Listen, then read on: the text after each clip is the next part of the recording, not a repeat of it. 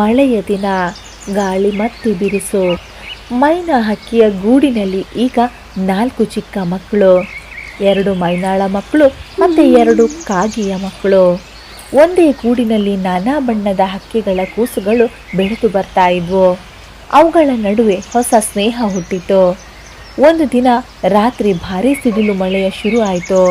ಗೂಡು ತೂಗಾಡ್ತಾ ಇತ್ತು. ಎಲ್ಲ ಮಕ್ಕಳು ಭೀತಿಯಿಂದ ತಾಯಿ ಹತ್ರ ಅಡಗಿಕೊಂಡು ಕೇಳಿದ್ವು, ಅಮ್ಮ ಏನಾಗ್ತಾ ಇದೆ? ಈ ಗಾಳಿ ಮಳೆ ಏನು? ನಾವು ತುಂಬ ಹೆದರ್ತಾ ಇದ್ದೇವೆ ಅಂತ ಹೇಳ್ತಾವೆ. ಅದಕ್ಕೆ ಮೈನಾ ಮುದ್ದಾಗಿ ಹೇಳ್ತಾಳೆ, ಮಕ್ಕಳೇ, ಈ ಗಾಳಿ ಬಲವಂತದಿಂದ ಬರ್ತಾ ಇಲ್ಲ, ಅದೊಂದು ಪರೀಕ್ಷೆ.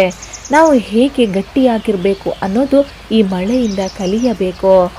ಕಾಗೆಯು ಇದನ್ನು ಕೇಳ್ತಾ ತನ್ನ ಮಕ್ಕಳಿಗೆ ಹೇಳ್ತಾಳೆ, ನಾನು ಮುಂಚೆ ತುಂಬ ಅಹಂಕಾರ ಪಡ್ತಾ ಇದ್ದೆ, ತಪ್ಪು ಮಾಡ್ತಾ ಇದ್ದೆ. ಆದರೆ ಮೈನಾ ಅಕ್ಕ ನನ್ನ ಆ ತಪ್ಪನ್ನು ಕ್ಷಮಿಸಿ ಹೊಸ ಅವಕಾಶವನ್ನು ಕೊಟ್ಟಿದ್ದಾಳೆ. ಮಕ್ಕಳೇ, ನಾವು ಯಾವಾಗಲೂ ಪ್ರಾಮಾಣಿಕವಾಗಿರಬೇಕು, ನೆರವು ನೀಡಿದವರನ್ನು ಮರೆಯಬಾರದು. ಮಕ್ಕಳು ತಾಯಿ ಮಾತುಗಳಲ್ಲಿ ಶಾಂತಿಯನ್ನು ಕಂಡ್ವು. ಹೊರಗೆ ಗಾಳಿ ಇದ್ರೂ ಗೂಡು ಒಳಗಡೆ ಸ್ನೇಹದ ಬಿಸಿಲು ಹೊಳಿತಾ ಇತ್ತು. ಆಗ ಮೈನಾ ಹಕ್ಕಿಯ ಮಗು ಕೇಳಿತು, ಅಮ್ಮ, ನಾವೆಲ್ಲ ಒಂದೇ ಗೂಡಿನಲ್ಲಿ ಇದ್ದೇವೆ, ಆದರೂ ನಮ್ಮಲ್ಲಿ ಈ ಥರದ ಬಣ್ಣಗಳ ಬದಲಾವಣೆ ಏಕೆ? ಅದಕ್ಕೆ ಮೈನಾ ಹಕ್ಕಿ ನಗ್ತಾ ಉತ್ತರ ಕೊಡ್ತಾಳೆ, ನಮ್ಮ ನಾಮ, ಬಣ್ಣ, ಗೂಡು ಬೇರೆ ಬೇರೆ ಇರ್ಬೋದು, ಆದರೆ ನಾವು ಹೃದಯದಲ್ಲಿ ಸ್ನೇಹ ಇರ್ತದೆ. ಅಂದರೆ ನಾವು ಒಂದೇ ಕುಟುಂಬ. ಮಳೆ ಎಲ್ಲರ ಮೇಲೆ ಬೀಳ್ತದೆ, ಆದರೆ ಒಟ್ಟಿಗೆ ಇದ್ದರೆ ನಾವು ಎಷ್ಟು ಬಲಶಾಲಿಗಳಾಗಿರ್ಬೋದು.